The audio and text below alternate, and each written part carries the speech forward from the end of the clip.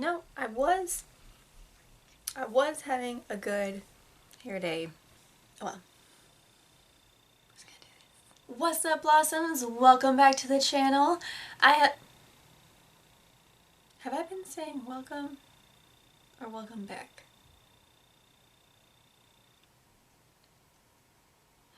If it's your first time here, welcome. It's nice to meet you. If it is a return time for you, welcome back. Nice to see you. I hope that you're having a good day, evening, afternoon, night, whatever you are right now. If you are not, I'm sending light and love to you. First of all, let me shout out the shirt that I'm wearing today. Ill Till Infinity is a brand based in Detroit, Michigan, making apparel rooted in hip-hop culture, looking to create positive change in the world. The Ill in Ill Till Infinity stands for intention, love, and light. I have pictures of the stuff that I have. This is the shirt that I got most recently, and I am definitely feeling it. The creator, Just, is a hip-hop dancer and teacher and a good friend of mine. He's judged many dance battles and participated in many dance battles from LA to New York and everywhere in between. His dance style that I've seen is mostly popping, but he does know B-boys and B-girls, all the B-peoples. He's a pretty great teacher and overall, cool dude. You can shop at illtillinfinity.com/shop for gear including short sleeve shirts, long sleeve shirts, tanks, crop tops, snapbacks, beanies.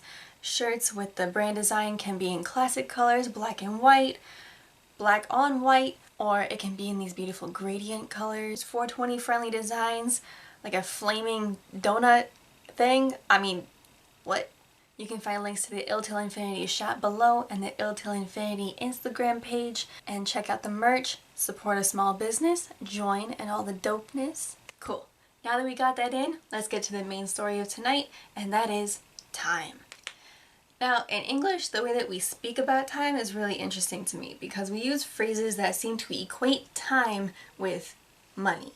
There's, of course, the phrase, time is money, but then we also say spending time, saving time, managing and budgeting time, living on borrowed time, killing time, and wasting time. The distinction that I want to make between the two for you today is that money is something that in many ways, in some form, you can, in many instances, get it back after it's gone.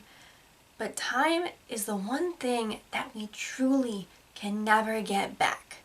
This is why you get carpe diem philosophies and mindsets like seize the day, but then on the other end you get people savoring the moment or taking in the moment.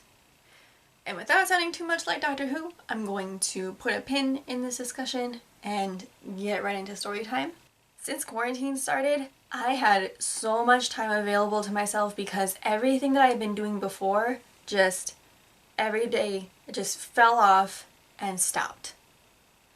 I was working 3 jobs. I went to therapy. I had 3 hobbies in a given week. And then I had a couple projects that were in their different degrees of hatching and coming together. And I ran around taking care of myself and my cat and my friends and my family while keeping some semblance of a social life and creating space for my own self-care. So when my calendar was emptied and I had oodles of hours available, I learned that I love alone time. I really do. I felt like I was floating in like this peaceful vacuum space and everything was like floating with me. It was really cool. My days weren't purposeless, but I didn't feel pressure to apply a purpose to them either. And I didn't have to achieve any degree of productivity to really feel like I had done something or to feel worthy. Simply being at home with my cat and existing and doing whatever I pleased was exactly what I was supposed to be doing, either by the governor's orders or by orders from my own spirit. You know how something is meant for you and no matter how much you resist, the universe is just going to keep throwing it at you? until you embrace it finally. It's like that. An added benefit to this was that it also became very easy for me to identify when my time was sort of being taken for a ride and bullshit was steering the wheel. I would think to myself, did I choose this or did I feel obligated to say yes? What would I rather be doing? And how is this possibly disrupting my peace? Think of it like if you get a new remodeled kitchen and you're thinking about, what is the first thing that I want to make in this new kitchen to sort of like christen the countertops or break in that new stove that I have? You really want to make it worth it. My schedule was a blank slate, and I was going to fill it selectively and thoughtfully and very mindfully with whatever I please. Things that truly make me happy. Anyway, I hopped on a dating app or two or three and made some friends. I still didn't want a stranger to come over because one, stranger danger, and second, it wasn't really sanitary to do that. So I made some outdoor dates in parks with the soccer ball that I just have in my trunk all the time. I had 2 dates, 2 different people at 2 different parks, and I got stood up both times. But I made the outing worth it. I was even thinking to myself on the way to one of them, thinking, you know what, even if he cancels, even if he doesn't show, I'm still gonna stay outside and I'm gonna play soccer by myself. Carpe diem. And of course he lost track of time even after he asked me to push it back an hour and then he took a nap. You know, your phone has an alarm application. I think you should use it. So I was at the park, and each time when I realized that they weren't coming, I looked at the soccer ball next to me, I looked at the shoes that I had on, and I thought, I've been a soccer player for more than 20 years, and I don't know how to juggle. Let's learn today. I mean, I'm a defender. I don't really need to have like foot skills. I just pass it to people and like tackle people sometimes. And of course after this, I didn't speak to them again. If I wanted to be petty, then I would have like accepted another invitation to hang out, but I would have like used the same behavior that they did on me to them and think, I can just show up whenever I want and then take a nap. At the core of this, know yourself well enough that you can give some notice if you are going to be late, have some manners, and respect others. On the other end, respect yourself enough that you only say yes to things that you really actually want to do. And if you do get stood up, I hope that you can find a silver lining like I did. And now I want to tell you a story about an instance where I think that my time was wasted. If you're going to learn anything from watching this video, from watching any of my videos, I hope that you're learning through me, through the stories that I tell, through my experiences. So for much of July, there was a comet named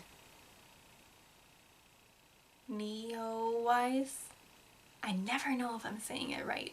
There's a comet that was visible to much of the northern hemisphere, and it's not going to come back for another like 7,000 years, so this was a seize the moment kind of moment. The people I went with were not my ideal crowd. I honestly would have rather gone with my friend who told me about the comet a week earlier and knew kind of all kinds of stuff about it because he's a bit of a brainy guy. Love you. This night I was already in a bit of a mood, but they didn't know that. They're not mind readers. They're not supposed to know that. It's not on them. It's not their fault. There were other things I wanted to do with that night. For example, I wanted to come home and record the video where I talked about how your friends are not free therapists. That one, remember that one? I was sitting right here? Yeah. And this trip was getting longer than I expected.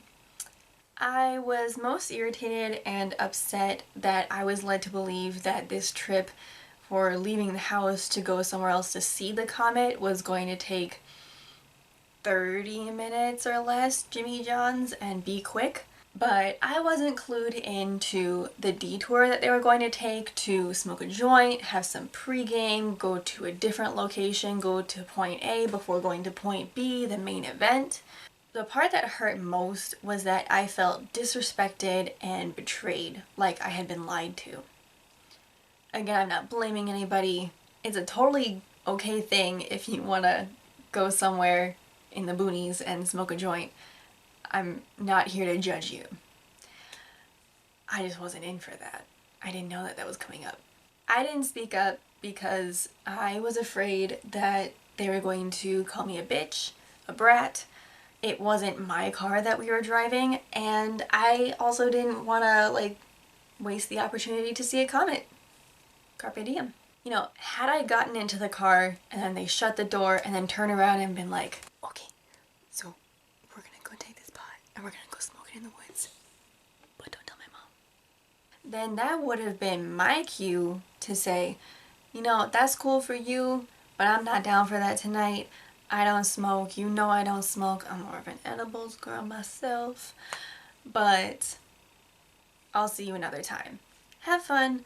I'm gonna go back in the house. But because I didn't really know what the true mission was, I gave an uninformed yes to this invitation, and now I was miles away from my house with a car that wasn't mine, getting mosquito bites while they're passing around a joint.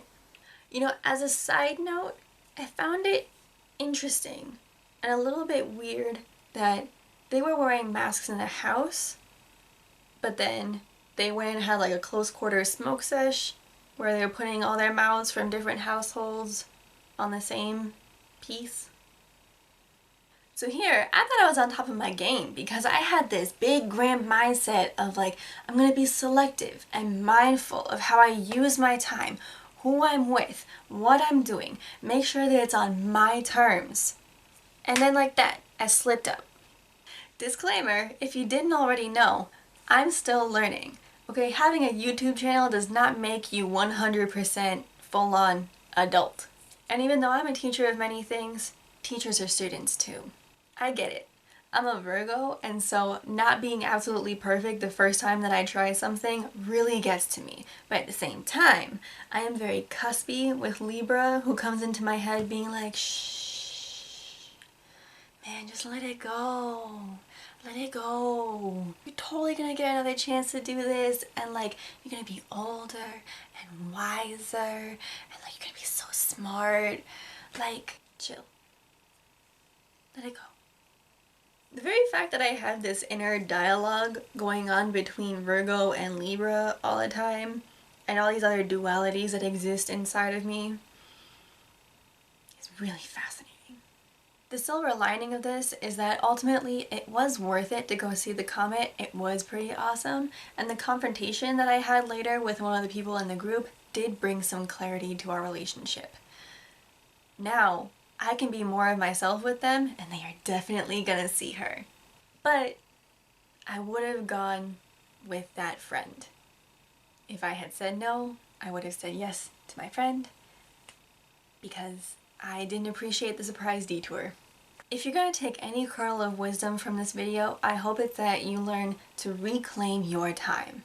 Most days, I generally have the attitude of like, you know what, it's cool if you're late. You told me you were gonna be late, but you're here now, and that's all that matters. That's the Libra side of me. But then the Virgo is inside, and she had like high expectations, and she's like, I gave up after 10 minutes. However, kindness must not be mistaken for doormat behavior, because kindness in no way equates weakness. I think I'm gonna name this piece after Maxine Waters and all the women in Congress, since I already used her phrase. Reclaim your time. Do not let it become controlled by anybody else. Alright, that's enough of that for today. Tell me what you think about this video, because I bet everybody has experienced something like this. If you're cool with it, tell your story in the comments. If you like anything I said today, anything at all, go ahead and give me a thumbs up. Check out the other videos that I have, request topics that you want me to talk about, ask me questions, I'll give you a shout out. If you're interested in Ill Till Infinity, who I gave a shout out to today, their links are below. I blossomed today. I believe that a blossoming is coming for you sometime soon, if it hasn't already. Take care of yourself, whatever that looks like and feels like for you, and I'll see you next time. Bless up.